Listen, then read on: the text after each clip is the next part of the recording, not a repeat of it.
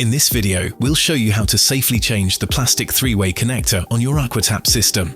Before you begin, make sure to switch the boiler off using the touchscreen and then turn it off at the socket. Then run approximately 1 litre of water out of the boiling function of the tap. This will avoid boiling water being present in the system. Now, turn off the mains water supply. To isolate the water, turn the screw on the isolation valve from the open to the closed position. Repeat this step for both the hot and cold feeds. Once done, check by turning the right-hand tap handle to ensure the water is fully isolated. Place a small cloth or kitchen roll in the cupboard to catch any drips. Remove the plastic three-way connector from the clip. Pinch the buttons on the front and back to release each of the 3 hoses.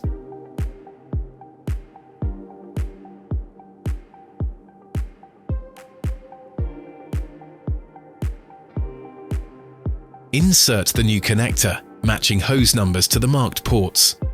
Push each hose in securely.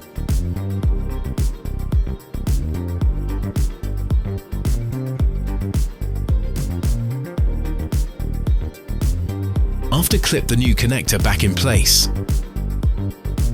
Now you're ready to restore the water supply. Simply turn both isolation valves back to the open and then check for leaks.